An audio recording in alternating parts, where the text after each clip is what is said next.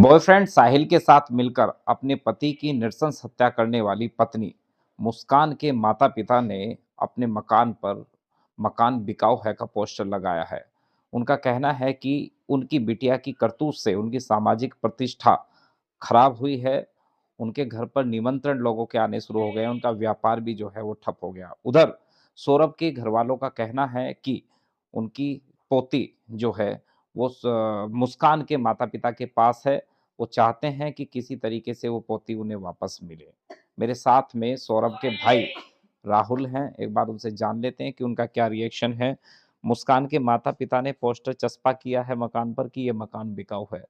पड़ोसियों के हवाले से ये बात जानकारी में मिली है कि वो डिप्रेशन में हैं और बोल रहे हैं कि हमारी जो सामाजिक प्रतिष्ठा है, वो खराब हुई है। हमारा लोगों के बीच में आना-जाना बंद हो गया, व्यापार चौपट हो गया। भई अब तो डिप्रेशन-विप्रेशन ये तो फालतू की बकवास कर रहे हैं, ये मुँह छुपा के भागने वाले हैं यहाँ से, और कुछ नहीं है। अरे! रहा ये इसका मकान तो जो है सौरभ ने जो पैसा भेजा होगा उसके पैसों से लिया हुआ था, नहीं तो कोई भी इतनी जल्दी मकान नहीं बेचता, वो भी रोड साइड का, दुकान वाला मकान। अगर खुद का होता तो नहीं बेचते ये। अब ये इधर-उधर भागेंगे, इधर-उधर कहीं जाएँगे, फिर वहाँ से जो है केस वगैरह लड़ेंगे, नहीं लड़ेंगे, कुछ पता नहीं है। हम तो चाह रहे हैं कि भई इन्होंने ज़िंदगी खराब तो कर ली इन्होंने अपनी पूरी तरह से। हम चाह रहे हैं कि जो मेरे भाई की लड़की है उसकी ज़िंदगी खराब ना हो, उसे हमारे को दे दें। ना तो वही इनके कोई घर में लड़की देवे, ना कोई लड़का देवे, ना कोई इनसे कोई रिश्ता रखना चाहेगा।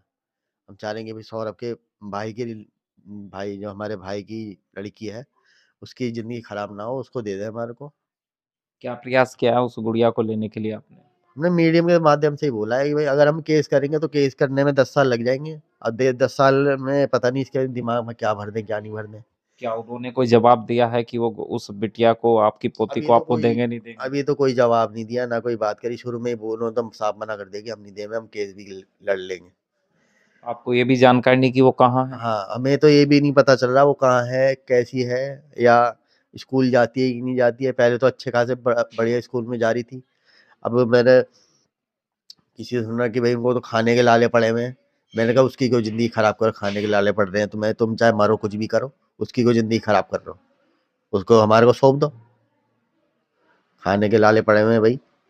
अब कर्म ही ऐसे कर रखे हैं उनके घर में, बच्चों ने तो भाई खाने के लाले पड़े हैं, ये कुछ भी पड़े। भाई 100 रुपये की लड़की की क्यों ज़िंदगी खराब कर रहे हो तुम?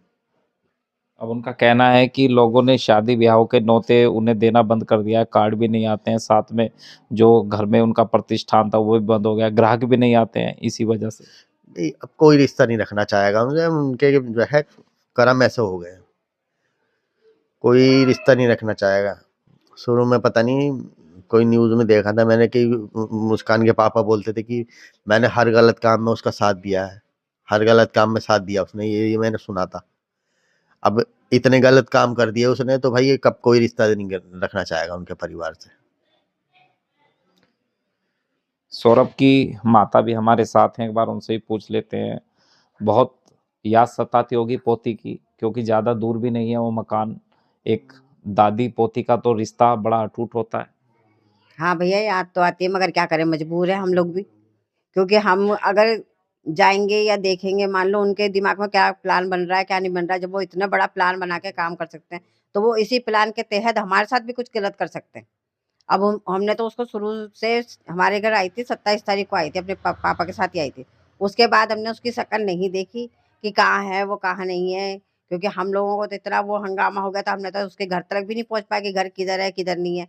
जो हम उसको लड़की को देखते या लेते, कुछ करते, क्योंकि दिमाग सबके सबके इतने परेशान थे। जो उसका बाप कह रहा है मैं डिप्रेशन में, उससे ज़्यादा तो हमारा परिवार डिप्रेशन है, वो क्या डिप्रेशन में है? जब वो यूँ कहता है मैंने मुस्कान के हर गलत काम में साथ दिया। तो सारी तो योजना तहत सब तुम ही लोगों ने तो बनाई थी, जो गलत काम में साथ दिया तूने। जो शुरू से बोलता आ रहा है कि मैंने उसको कहा था कि भई मैंने हर गलत काम में, मगर ये काम वो लोग नहीं कर सकते। उसने तो इल्ज़ाम हमारे परिवार पे डाल दिया था कि उसके परिवार वाले आके मार के चले गए। हमें तो ये नहीं पता कि वो कौन-सी गली में रहता था, कौन-सी गली में रहता, क्योंकि वो लड़का हमारा मिलने आता था, जाता था, हमें उससे था, वो आता था हमारे घर, पोती को लेके आता था मिलवाने के लिए। अब वो भी 2-2 3-3 घंटे खेलती थी और बाद में वहाँ से वो गाली बकना शुरू रहती थी फ़ोन पे कि कहाँ मर रहा है, कहाँ क्या कर रहा है। तो वो खाना लेके चला जाता था यहाँ से। उसके बाद हमें नहीं पता कि फिर इनके क्या हुआ, क्या नहीं हुआ। अब ये लोग यूँ कहते हैं कि भई मैंने गलत काम में साथ दिया, तूने इतना बड़ा गलत काम हो रहा था तो तू एक बार आके हमारे परिवार से भी तो मिलता, हमसे भी कहता। जब आधी-आधी रात को तुम पुलिस लेके आ रहे थे, सब कर रहे थे, तो अब इस इतनी बड़ी बात में तू आया क्यों नहीं? किसी पंचायत या प्रधान के माध्यम से आपने वहाँ तक आवाज़ पहुँचाई कि आपकी पोती आपको मिले?